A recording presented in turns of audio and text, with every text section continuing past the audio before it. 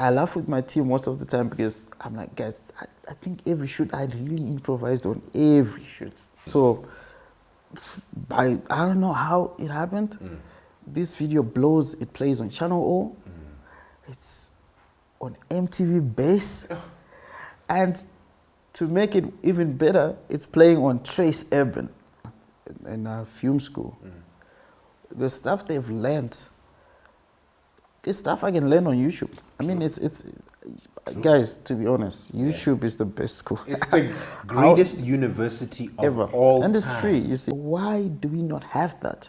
So that was my motivation, not money. To unlock. Let's see how far we can, you know. So it was like you'd sit on the TV just to watch your video for hours, waiting for it to play. Exactly. Valuable skill that people who do production gain from that, because whatever can go wrong, trust me. You need to know your weaknesses and your strength, because developing on your strength is a waste of time. I think focus more on your weaknesses, because you're already strong wherever you are. So everyone has a weakness. You just need people around you, and you also need to acknowledge that you do have weaknesses. Okay. Yeah.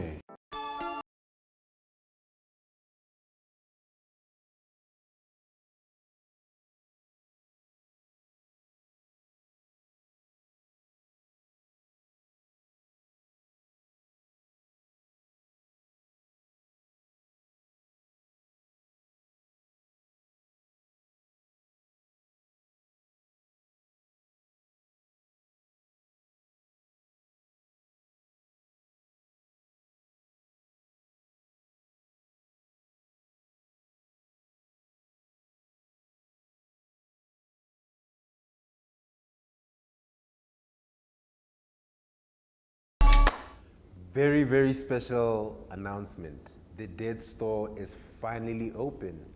So we're open from Tuesday till Sunday from 10 a.m. and we're located in Rosebank on 138 Jansmats. So pull up to the store and get your dead pieces. And you're live on Dead Radio. Welcome to another very special episode of Dead Radio with your boy Ini. And today we got a master of the camera with us.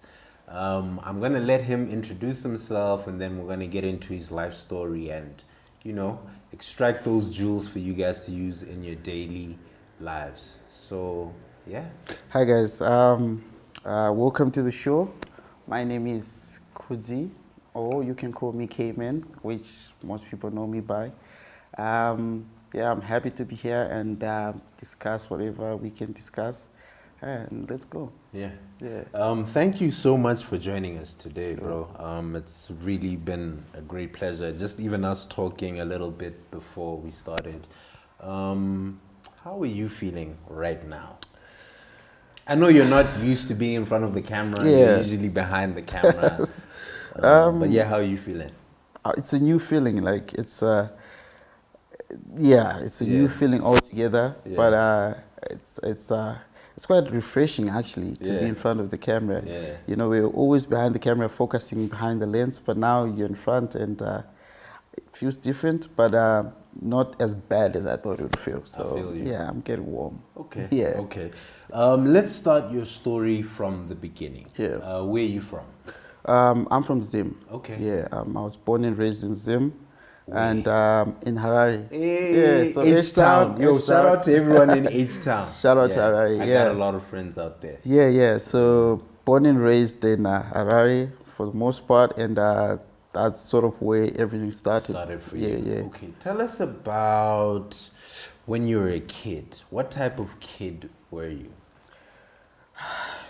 I think I was a very bubbly kid. Okay. Yeah, because I would always get in trouble at home. You were one of those naughty kids. There's something every day at home. I have to be explaining situations, trying to get out of situations. I was very bubbly. Okay. Yeah. Okay. So yeah, That for the was most you. part, that was me. Okay. And you know, the kid, I was always experimenting, trying out different things, trying out different sports and everything. Okay. Breaking my leg several times. Damn. Yeah, so I was that That's kid. wild. Yeah. Okay. And then as you transitioned to high school, how did you evolve as a person? Were you still bubbly? Were you still playing sports? Were you still getting in trouble? So I think during my high school phase, that's when I sort of discovered that I really liked filming. So I was stepping more into like, creating scenarios in my head for the most part. Like people in class, and I'm busy thinking of, what story can I make, and stuff like that. Where did that come from? I don't know, man. Like just watching movies, You and watched a lot of a lot of movies. movies. There was this show called I think it was called Behind the Magic. So they'll I think I remember that. Yeah, it was show, like an bro. old show, yeah. Yeah. So they'll get like behind the movies, scenes and you see of the like how it's To me, made. that was magic. That was pure magic. Like how? Explain to me how. So that thing when you watch a movie, you see someone die in that movie. Yeah. You watch another movie and they're alive. Yeah, like To me, it never made sense. It was always like, how? how did this even happen?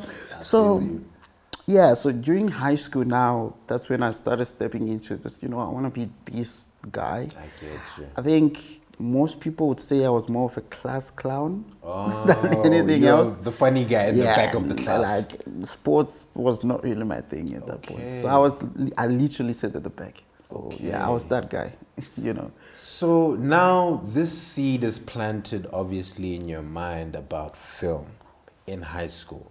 Is that a career that you thought at that time that maybe this could actually be a career for me? Or were you like, I'm just going to go the traditional way, become a lawyer, doctor, or whatever? Oh yeah, no. African parents, bro. So They'll never allow you. No, like Yeah. for the most part, we didn't have to discuss about the filming side. It was always like the linear trajectory. You're gonna go to school, either gonna be a doctor, lawyer, or whatever you choose, but it has to be, linear. Yeah. So that was also like kind of my trajectory, like In life. Yeah, that's what I took. Okay. So the end of high school, now you have to move on to the next phase of your life, right? Yeah. Either tertiary or go into the work employment, Yeah. right? What was your perspective on the world? What were you planning on doing, like at the end of high school? What was your plan, like the traditional way?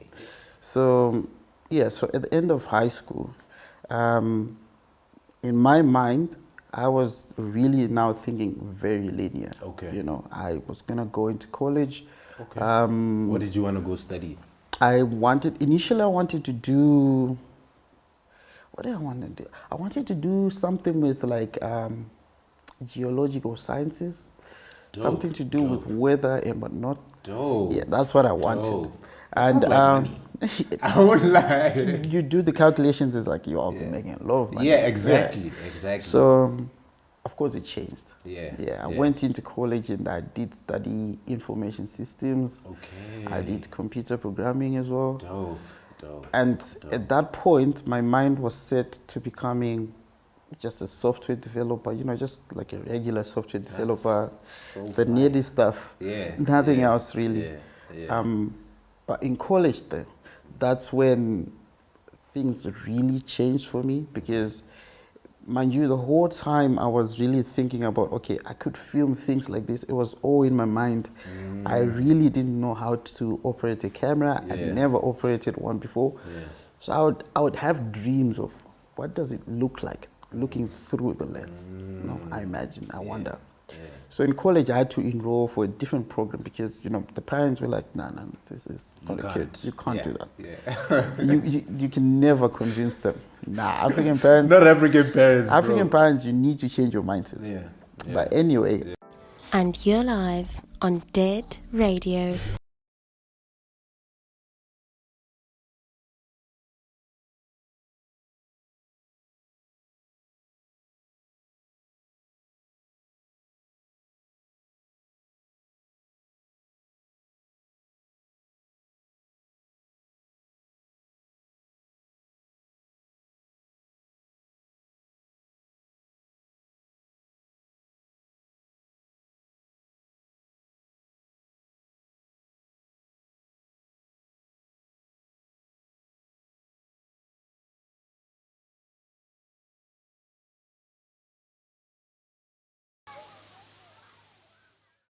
And you're live on Dead Radio. I think for me, it worked because I think had I gotten into like a filming degree, I would possibly would have hated it so much, you know, because the school system pushes you in a different direction. I get that. Yeah, your mindset is changed in a way. So that's so in college. That's when it started with a couple of friends. Okay. I remember that's the time the Samsung Galaxy S5 was released. Came out, yeah. So I was like, oh, this is amazing. And at that point, it did things that I never thought were possible because that was the first time I could take a picture with like a blurry background. Yes, with the blurry background Yeah, and so I was the like, forefront is ooh, clear. yeah. No, you know what? I want to take a video. Let's try. Let's see. Did you YouTube how to like Oh, yeah. foreground, like all those things? Or you were just like, let's freestyle this thing? It was now at this point, so at college, right? So when we got to college, I was heavily into YouTube videos. Okay. Watching like, okay, so this is how they do How this. to. How to. Yeah. Everything was how to. How to. By the way, yeah. that's the greatest hack for anyone out there who's trying to figure something out. Yeah, Go on www.youtube.com yeah. and then type how to. Exactly. There's no other way Trust really. me. Yeah. Yeah. So yeah, so that's back in like 2014. Okay. If I remember well. Okay.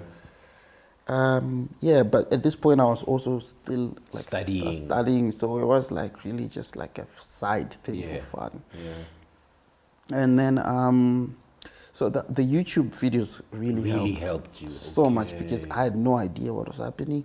And I remember the first video we shot was like a cover, a song cover, and I was editing using Windows Movie Maker. Oh, crazy! I feel like so many film directors actually start there. Oh yeah, yeah. I mean, you're stepping into a new world. Yeah. So there's so much stuff that you really don't know, but there's stuff that are easily at your disposal. So at that point, almost every Windows computer came with. It was free. Yeah, it was free. So that was the free. first thing you could get before you get into the other softwares and everything. Yeah. So that's how it started. And then we did this video and I liked it so much. And who was the video for? I was a friend of mine. We stayed together at college and his name is Tafazo. So hey, shout out to Tafazo. yeah, so we did it was just a cover. We were just having fun really. And we did the video. He was also an artist. Yeah, he was a hip-hop artist and that. So he had a couple of songs that he had written. So I was like, you know what, we could actually like shoot something, like a video for myself. Yeah. At that point, I was really like, I don't think I can. Like, because I didn't understand like how do you sync the song to the artist visuals. Singing it, like doesn't make how, you know. Yes. So I was like, you know what, let's give it a try. So years after, we went. So there's this thing in Zim. I don't know if like during college you go to like work placement for a year, then you come back. So during that time, now we had a bit of time on our hands. And then we shot our first video together. Damn. Yeah, so it was a steep learning curve for me. What camera did you guys use? Oh yeah, so funny story. So you see how the how-tos on YouTube. Yeah. Don't follow everything. Yeah. So I see this camera. This is a film camera. It's a cinema camera, Canon C300. At this point, I haven't used the camera before. In your life? The only camera I've used is like a... Yeah, those ones for pictures, basically. Pictures. Yeah. I spend nights Googling. Like, I told myself, like, if I can just do it with the phone, I can always do it with the camera. There's no difference, really. There's a bit of difference. There's a huge difference. There's a huge difference. Yeah. So, we hired the camera from this guy. And I was like, have you ever used this before? I'm like, no, but I'll make it work. I'll figure it out. Yeah. So we literally were trying to figure out everything on the day. And the video came out, so that was like, oh, you can actually do videos. Can you do my videos? And then And it led 10, 5 people came and they're like, oh, I'm here. So to me, I never really, it never hit as a moment until like, I think I started actually charging for the videos. So all those others, obviously you're doing them on the side. You're not charging people. Yeah. Damn. It was just, I was really eager to experiment. Yeah, so during that time, I was supposed to go back to school the next year. I remember I didn't go back to school because I was now so much into this world. Into the film And video I was like, thing. I don't see the need to be doing what I'm doing, you know, as a career choice. But How do your parents take that? Because obviously you have oh to no, have a it conversation was, with them. oh no, it was fights. It was big fights. Every day. It was fights. Yeah. It takes long for African parents to fully understand that you can do life not like in a linear fashion. Yeah. It's not like a one channel for everyone. True. Yeah. True. It took a long time for them to understand. But I'm Did glad they do you understand. making money from the videos start to change their mind as well? A little bit, yeah, of course. Because money changes the conversation with African parents. Oh yeah, They're like, for sure. oh, you're making money? Oh yeah. Oh, you bought me this with your Okay. money? Okay. Oh, okay. I see the future. We kind of did. Like at that point, it wasn't a lot of money really. But you know, it's money. I was also young. So any money was money to me. Yeah, you know. I feel that. But I wasn't really motivated by money at all. It wasn't even the one thing I wanted to do. So there's this thing. So I'd watch videos, right? And I'd compare what I see in our local videos. Even here from South Africa, I'm like, why can we not get that texture, that look? Bro, me and Taylor are Yeah. always speaking about the, I don't know if it's a filter or a texture. Exactly. That like American videos that we can't get. We can't. You can't. Yeah, you can't. So I used to call it the American look. I'm like, why do we not have that? So that was my motivation, not money. To unlock. Let's see how far we can, you know. So then I learned this thing, a little thing called color grading. Okay. Changed my life. I tell you this, changed my life altogether. For people out there, please just break down what actually is color grading, because we all hear about I'm color grading, Yeah. oh, this needs color grading. What is Color grading. Yeah, so it's more than just adding color. It's adding texture and feel. It changes how you perceive any video. It changes the mood. You see, sometimes you shoot things like in a dark, gloomy weather, but you want to make it happy. So you change certain feels and certain moods, just tweaking things altogether. So color grading is, it goes beyond just saturation and all that. It's interpreting and understanding the feel and the mood of a specific thing. So you'd find, for example, I'll give you like Nigerian music videos now. They've come so far with how they color grade their videos. You can see the dark skin, you know. You can feel the texture. Yes, it pops. It pops, exactly. So that's what color grading allows you to do. It allows you to add a layer and elevate your stuff. So that's what it is, to me at least. Yeah, so it's a very crucial step. Like everyone I work with, they fully understand. That is the last step for me, and I take my time on that. Yeah. So you unlock this secret of color grading, right? What's the first video you shoot with this new knowledge in your head? So remember at this point I'm still in Zim. You're still in Zim. And I do a video, but the thing is, the way I thought I was color grading back then, it was so bad. When you look back, you're like, whoa. It was bad. It was terrible. But the thing is, it was new to the whole industry, I would say. So people would be like, this is unique. So there's this artist called Natty O. I think that's the first artist I tried to experiment with color grading. Then from then, there's a friend of mine, he was studying at UCT. He's also a rapper. So he was staying in Cape Town. Like, I was like, you should come down. Let's do something. Dope. And this was gonna be my first time in South Africa now. In Cape Town. Cape Town. Crazy. It's It's a music different video. world altogether. Yeah. So we plan, and the shoot didn't have like a proper plan. We'll just come down. We'll figure it out. We'll figure it out. We'll Just freestyle come here. it. Come here. Yeah. Like, cool. I get to Cape Town, and we shoot. At this point, also, like, I met a couple of people, so my knowledge was a bit better than before. Yes, before, yeah. We shoot a video and it blows in Zim. This is still in Zim, yeah. It blows. People love it so much. And at that point, getting your video to play on Channel O, just on Channel TV, O, bro, yeah. was a big It was deal. huge, yeah. It yeah. still is, Yeah. but at that point, coming from a Zim perspective, it was a huge deal. Even here. It is. Even in, like, It still is. It's still Crazy. a huge thing. I mean, YouTube's taken over, but, like, Yeah. I remember that era you're talking about, like, It was like you'd sit on the TV just to watch your video for hours, waiting for it to play. Exactly. So, I don't know how it happened. This video blows. It plays on Channel O. It's on MTV Base, and to make it even better, it's playing on Trace Urban.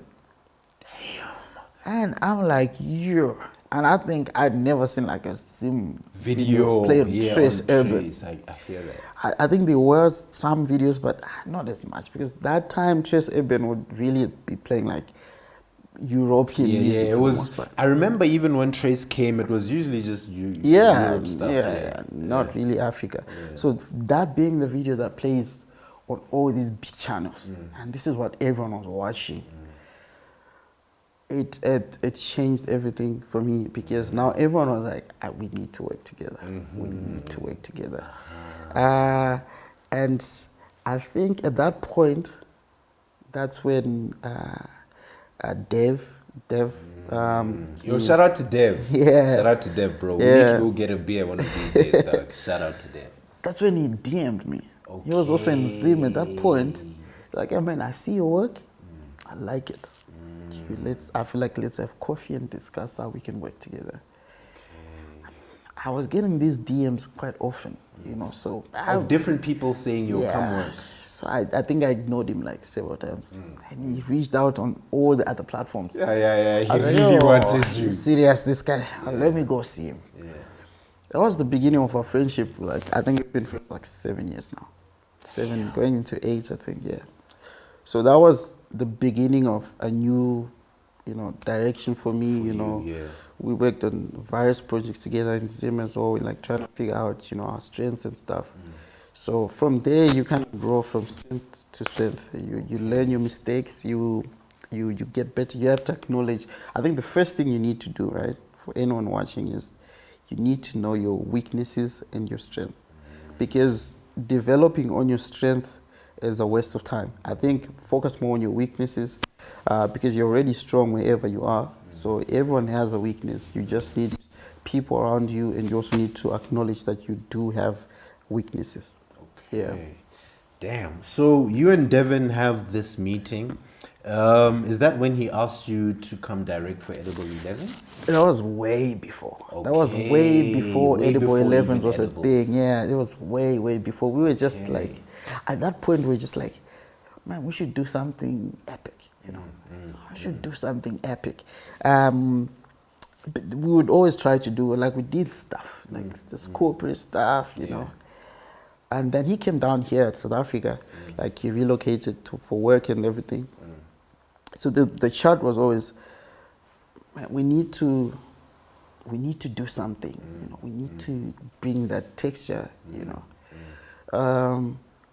So we got a few items, of course, for a start, but it was never like anything big. It was the small videos. I think the first video that I did for a South African artist was Oscar Mbo. Oh, Yeah. dope. Yeah, it was a video called Ulele. Damn. But it was, I think at that point, it was also like a very new territory for me now. Like, in as much as I had shot for like Zim artists in South Africa, it was now a very new territory. It's a South African artist. It's different. It's now. different. The language is different. In my mind, also the expectations were different. So the approach had to be different. That's what I thought initially. But I mean, you settle and then you start seeing, it's really the same, really, to be honest. Yeah. So that's when we started really like pushing. I think at that point that was like 8th or 11th now. No, before that, I think we did a video for a Tanzanian artist. Okay. Yeah, that was like the first like taste of shooting like, in South Africa. Yeah, But it was such a small shoot, one location, so it was nothing hectic. Okay. But when you started, when I did for Oscar Mbo, I think, I'm not quite sure. I don't remember, but I think it's Oscar Mbo or maybe someone else before that. But when that you did, was the one where you're like, okay, now I'm in the industry. not even. At that point, not even. I tell you this. At that point, there was just one of those videos where I was like, it's okay. Yeah. It was fun to shoot. It was quick, nothing hectic. Yeah. Then, I think the moments things really, really changed for us was Umlando. Yeah. It was. So I hear this song. I see it everywhere. It's popping. It's everywhere, really. And we hear, we have to shoot this video. Huh? To me, I was like, nah, I don't think it's real. You were like, nah, it's too big happen. for us to handle. Like we're still starting. Yeah. So, yeah, it came, and you guys killed that video. we tried. It was tough for us because we were also learning each other. In terms of working together, our different dynamics, what we come with, and but also trying to give something that's unique in a way. So it was tough, but I think the good things outweigh anything that was bad for that, because it was probably the best experience for me. I would say probably my favorite experience up to now. Damn. For now.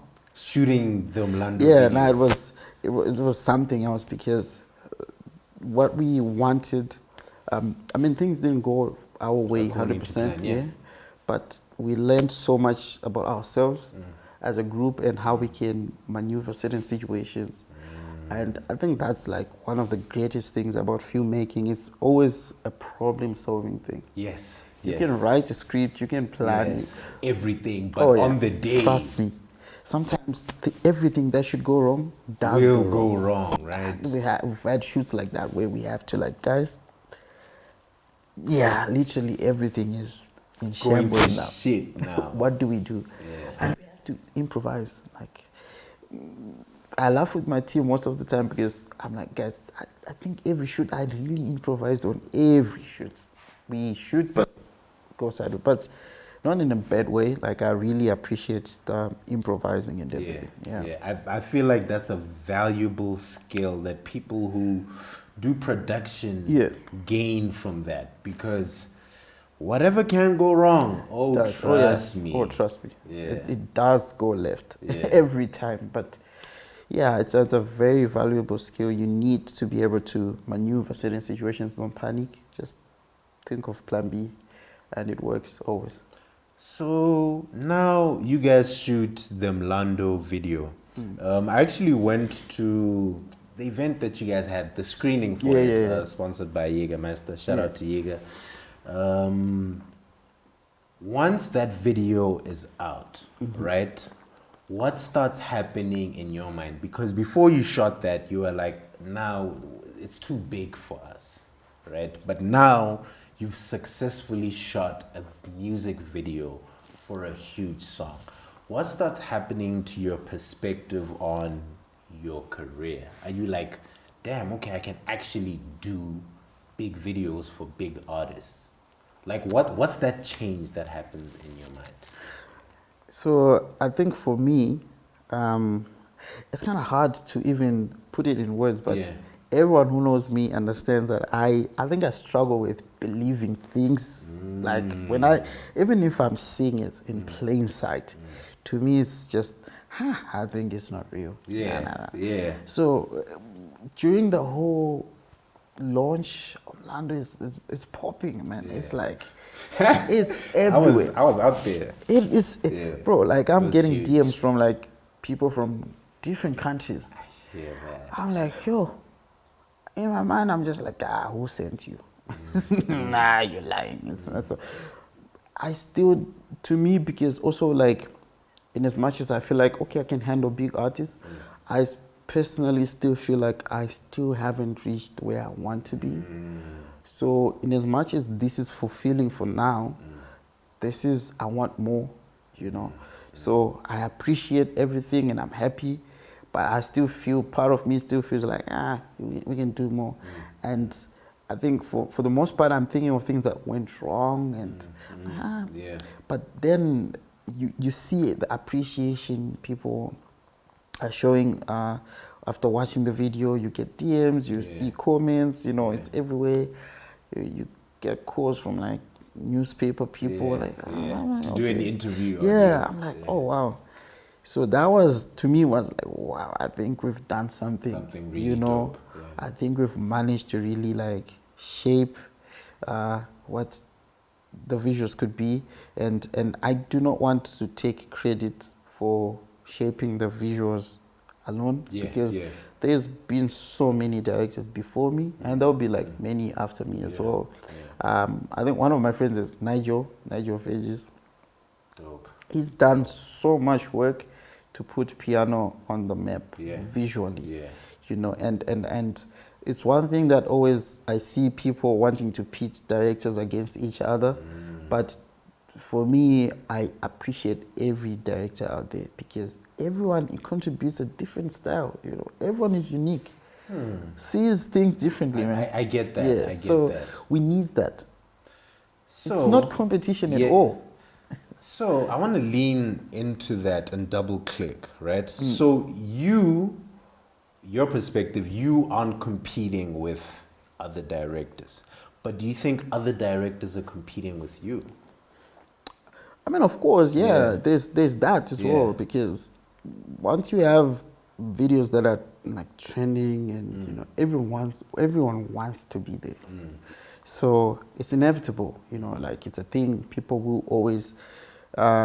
That's the nature of humans to compete, and it's healthy in a way. I mean, there's levels, of Yeah, course. yeah, there's Until it definitely gets tiers. I think you're being too much. Yeah. But there is obviously that competition which is healthy, because this is what makes the industry grow. You see, so you see a video from me, another director is like, I can do better. I can do better They than actually this. go and kill Yeah, it, and yeah. they do better. I watch it as Yeah. well. I'm like, oh man, this is amazing. Yeah. Our next video has to bang. Because there's healthy competition and unhealthy competition. I Right? think for now, with where I am, I really don't talk to many directors. The ones I talk to are all my friends. We're in good books, and I feel like whatever they're doing, whatever they do, amazing work. I love it so much. There's this guy, there's Christian, and then there's Lanel. Christian Yeah. is too much. Exactly. Yo, So he's you crazy. see, it's one of those. Nah, that's for me. That's for me. Oh don't yeah. worry. So it's one of those. There's a lot of other directors out there. There's a lot of people shaping what we see every day, trying to bring in a new perspective, and I think we haven't even seen the best of it yet. Yeah. So because personally, or many maybe other people, we are always. I'm personally always trying to improve. So I do a video today, I'll sit back and watch it. So many things I'll learn from that video that could have been done better. I always try to, okay, let's move from this. Yeah. So I want to ask you a theory that I have, right? In life, you spoke about when you were in college, right, and how you're super grateful that you didn't go and study film, right? Now I have a theory, but obviously not about all industries. But there are a lot of industries that I believe that the most successful people in those industries didn't go to school to be traditionally trained, right? Now, what's your perspective on that? And do you think that if you had gone to like film school, it would have put you in like a box of like thinking? Yeah, definitely. You just said the words. Once you, it's not for everyone. Yeah. It differs, of course, but I feel like once you go through the school system, sometimes it destroys what you think is your passion.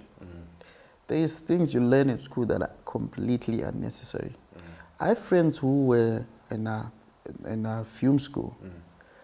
The stuff they've learned is stuff I can learn on YouTube. I mean, it's guys, to be honest, YouTube is the best school. It's the greatest university of ever. all and time. it's free, you see. So I think for me personally, speaking for myself, if I'd gone through the school system and enrolled through the film school, I'd possibly have fallen out of love with filming. Because imagine now you have to do an assignment. You're not doing it out of love. It's cool. So it makes you hate everything about your existence at that point. So I feel like, to me, that was a blessing in a way. But again, it's different for everyone. So my advice is not 100% correct. But it's different for everyone. But sometimes the linear approach puts you in a box, definitely. And I feel like you aren't able to break rules You can't. if you go through. Yeah. But guys, go to school, huh? Yeah, of course. Stay in school as well. Stay in school, right? Yeah. Okay. So now you guys start shooting videos for Foca, Bobby Cooper, Chico. What's that phase for you? Like, because now you're in the industry, right? Like, how are you perceiving all of these things? Because you guys are shooting like, now they're really big videos. Oh yeah. You get what I mean? Yeah. Well, that phase was the craziest. Now. Yeah. Because for me, that's been like, I mean, all the other artists I've worked with, I respected them so much. And I've loved all the other artists I've worked with. But with Foca now, Foca was a big deal because he was like, at that point, he had done like stuff with the Nigerians and stuff. So for me, in my mind, I've always seen Nigerians as like leaders in music videos. Yeah. So there's a bit of pressure in my head now. Like, the pressure. Guys. Now I have to work with Foca. So with Foca now, the funny story is, was it the first time? So yeah, we hired a camera that I had not really used like that. Once again, new camera for you. I used it once, but I wasn't in direct control. You didn't know. So it was, the pressure was like, oh damn, I have to impress this guy. You know, I just also didn't know how he would, you know, him as a person, like what type of person he is, because he's big, Foca's big. But I mean, bro, he's the easiest person to work with. The whole crew, Chico, Pabi Cooper, there's like the easiest people to work with, man. Like I've not had problems with any artist so far. So that phase when we did the whole PSO thing, it was super fun because it was also like quite experimental for Foca. So it was a really fun thing because it was driving conversations. You know. And I think that was the main point of the whole thing. Like, let's have something that stays, but also drives conversations, and you can watch 4 videos and sort of connect as a story, something like that. That's actually something that, a little nugget that Michael had told me, right? Because he was writing the treatments for these videos.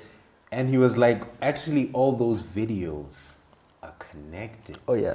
And then one day I sat down and I watched those videos and I was like, oh shit, it's one story. It's one story, really. Damn. But it's not told in sequence. So But if you connect the dots, you see, oh, this is what's happening, this is what's happening. But that's like one of the story continues in Pabi's video. The other story continues. Chico's video. Yeah, but it's all connected at the end. I won't lie. After you guys started shooting, or that period when you guys were shooting music videos for Foca, his videos changed completely. I feel like it went to like a new level. Like even just the textures of the videos, the thinking that goes into like the shots. I was like, damn. Yeah. Like, Yeah, that was that. I think that time, one of our main aims was to really improve on the texture of the videos, to just give something that's almost close to raw, like you can feel it, like you're there, you know. Because I think for me personally, my aesthetic is really driven by beauty in chaos. So this is what I mean, like. Of course, I like to shoot in mansions and those polished places, but I feel like there's beauty in all these places we neglect. So I would go shoot in Alex, and I would put whatever I want to put in Alex. and make it look like. Create your world. I hear That's that. all it is, like create a world. So that's also something I'm trying to. I think you see it on the other new videos we've done. I'm trying to push this narrative of there's texture everywhere. You look around, there's something that will catch your eye. Use that. Use that. Be super creative. Create a different world. You just don't have to use what's there already. I love that mentality because I feel like more African creatives, we need to move away from the polished thing and actually show that where we come from is beautiful. Yeah. Go shoot a music video in the village or like the township. Like, Yeah. I believe that mentality is the greatest thing True. for creators to have. Because the world has become a global stage. Yes, Right? yes. So there is the music, the stuff that we do, not just the music videos, the content and everything we share, it's now being consumed in places that we never thought. You find the States is consuming, our content.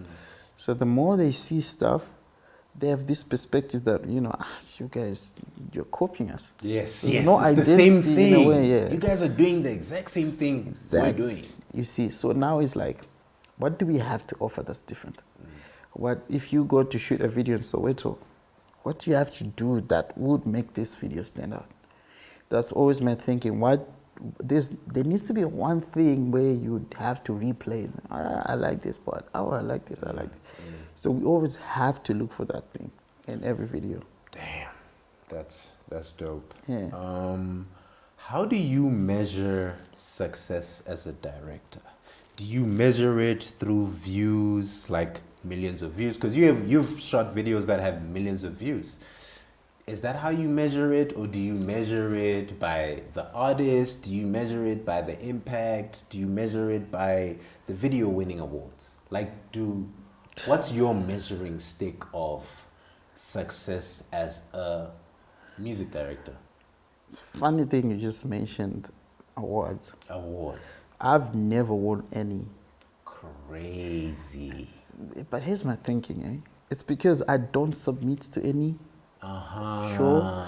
Because I feel like if your work is really outstanding, if you do something that's unique and that everyone agrees to, this is amazing. It's amazing. You don't contest good work. Okay. Your work would be rewarded because of that. Whilst I'm not bashing awards or anything, it's just my thinking. I just feel like, just your perspective.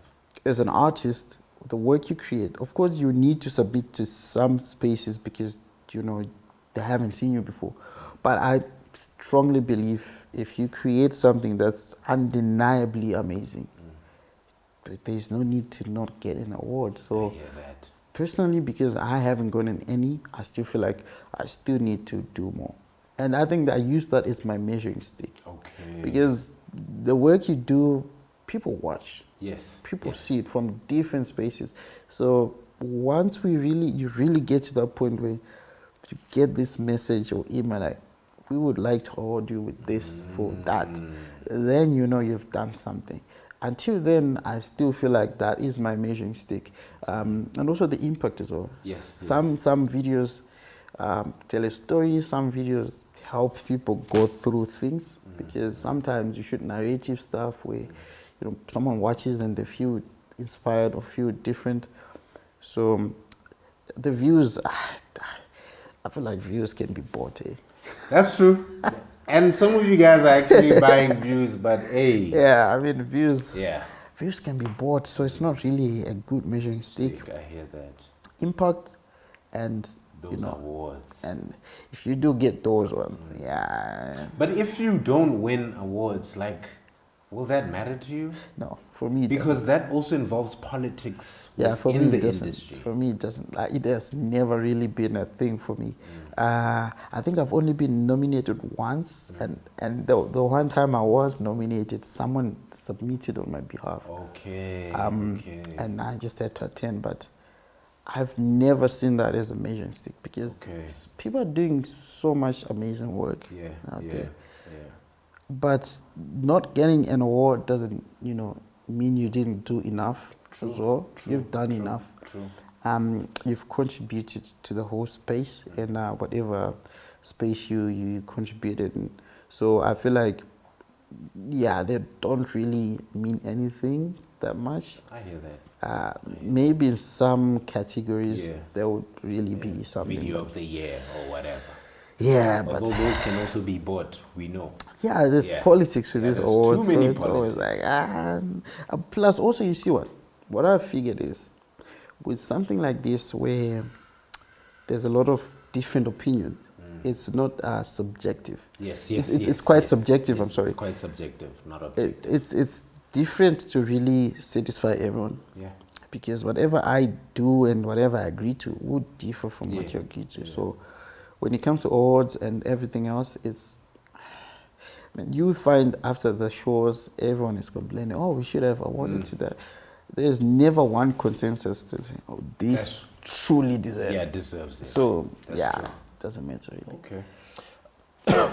I want to ask a two-part question, right? The first question is, can you break down the different roles that people need within a production company, right? Obviously, there's you, the film director, and then producers, but could you tell us all those different roles for someone out there, kid out there who wants to start a production company but just doesn't know which roles need to be filled? And a wild one, do production companies that shoot music videos actually make money? Because that's a conversation that I've heard people have, that Interesting. an artist or the label or the brand will put up 150,000 rand for the video, but it costs 130,000 rand to make the video. Yeah. And then that 20,000 you guys have to share it amongst the whole team. Okay. So just break down the different parts that you need in the production company. Okay, so the first things first is you need a producer. Okay. You need two types of producers. Okay. You need a creative producer, and you need I would say a financial producer.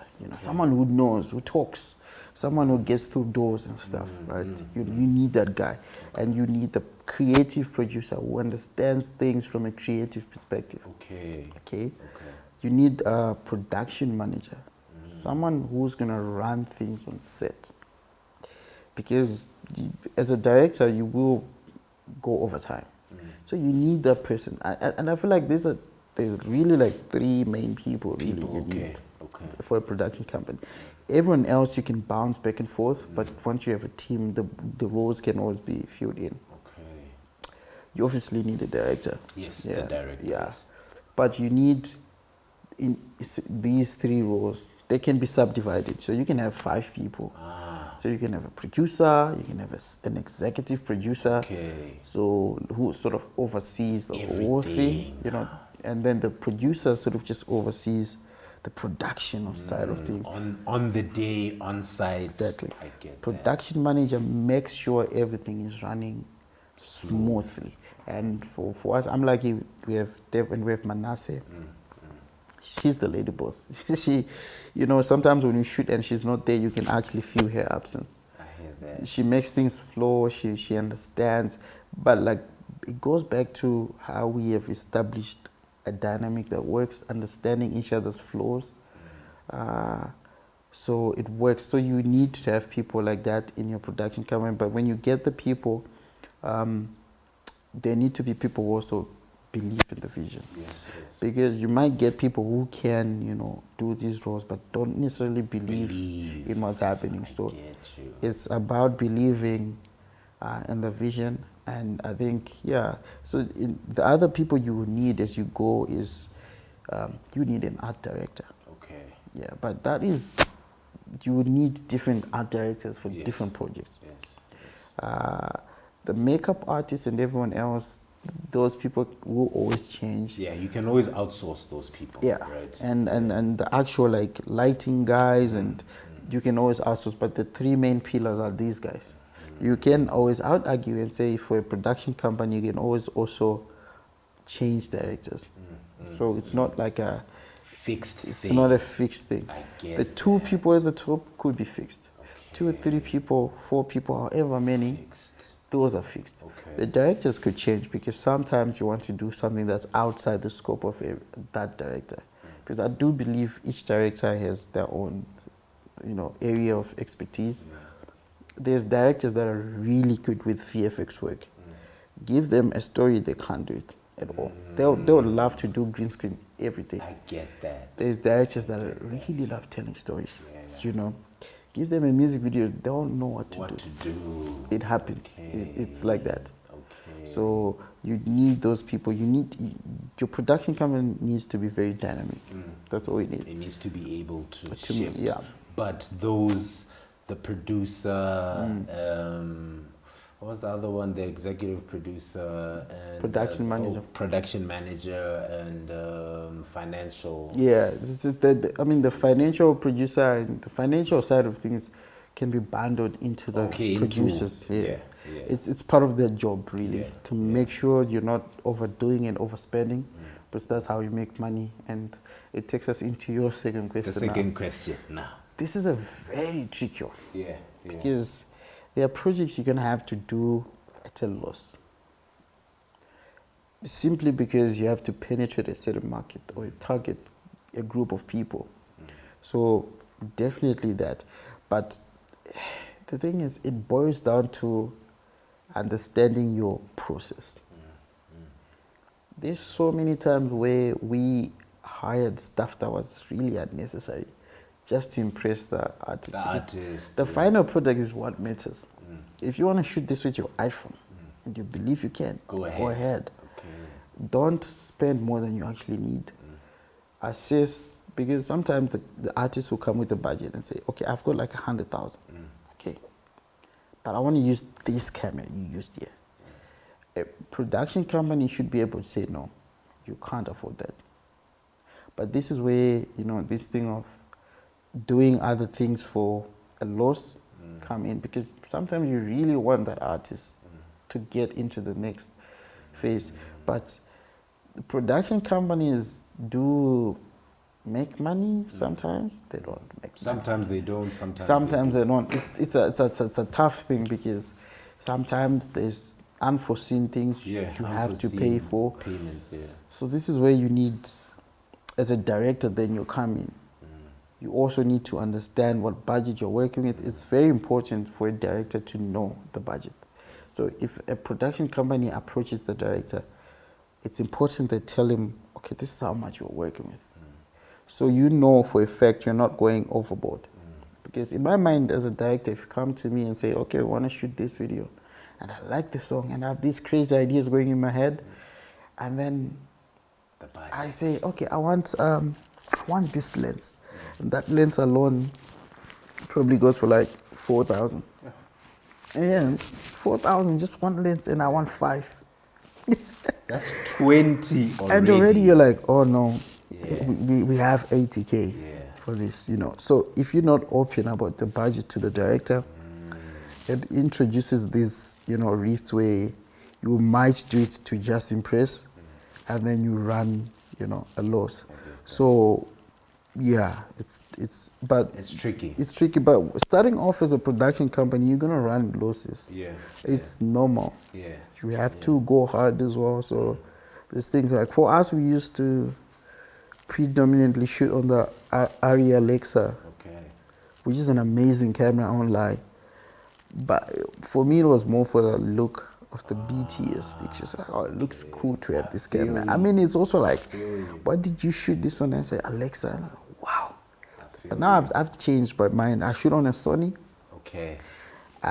For any budget, even Yeah. if it's $1 million, I'll shoot on a Sony On a because Sony, okay. I believe in what you can do, and that's what matters. And most of the clients I've worked with, they now understand that it's not really this. That- Yeah, Yeah, you guys, don't need an RE or a red. we spend too much money on Yeah, gear for nothing. yeah, These cameras you see here, yeah. they're all the same. These things, they're all the same. What differs is the lighting you use. I get How you light, the process you then take this footage through, the color grading and everything. That's what changes you. Everything else that camera can do, this can equally do as well. I get you that. see, so Okay. yeah. Damn.